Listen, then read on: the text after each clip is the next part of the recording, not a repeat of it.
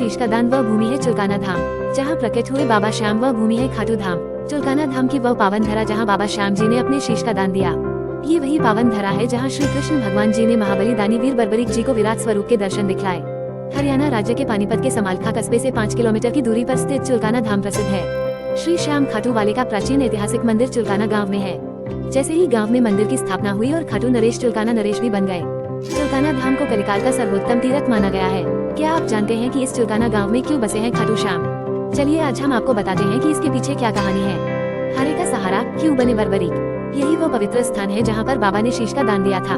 चुलकाना धाम को कलिकाल का सर्वोत्तम तीर्थ स्थान माना गया है। चुलकाना धाम का संबंध महाभारत से जुड़ा है। पांडव पुत्र भीम के पुत्र घटोत्कच का विवाह दैत्य की पुत्री कामकृता के साथ हुआ था।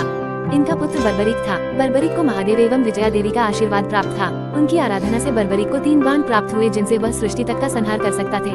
बर्बरीक की माता को संदेह था कि पांडव महाभारत युद्ध में जीत नहीं सकते। पुत्र की वीरता को देख माता ने बर्बरीक से वचन मांगा कि तुम युद्ध तो देखने जाओ, लेकिन अगर युद्ध करना पड़ जाए तो तुम्हें हारने वाले का साथ देना है। मातृवत पुत्र ने माता के वचन को स्वीकार किया, इसलिए उनको हारे का सहारा भी कहा जाता है। माता की आज्ञा लेकर बर्बरीक युद्ध देखने के लिए घोड़े पर सवार होकर चल पड़े। उनके घोड़े का नाम लीला था, जिससे लीला का असवार भी कहा जाता है। श्याम मंदिर के पास एक पीपल का पेड़ है। पीपल के पेड़ के पत्तों में आज भी छेद है, जिसे मध्ययुग में महाभारत के समय में वीर बर्बरीक ने अपने बाणों से बेधा था। वहीं ऐसा कहा जाता है कि जो भक्त बाबा श्याम से मन्नत मांगते हैं, उनकी मन्नत खाली नहीं जाती है। युद्ध में पहुंचते ही उनका विशाल रूप देखकर सैनिक डर गए। श्री कृष्ण ने उनका परिचय जानने के बाद ही पांडवों को आने के लिए कहा।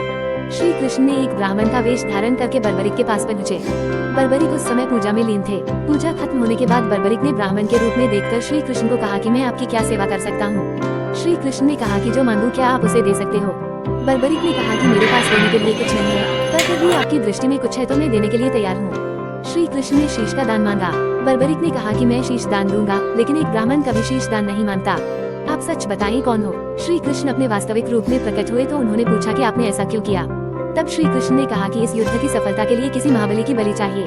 धरती पर 3 वीर महाबली हैं, मैं, अर्जुन और तीसरे तुम हो, क्योंकि तुम पांडव कुल से हो।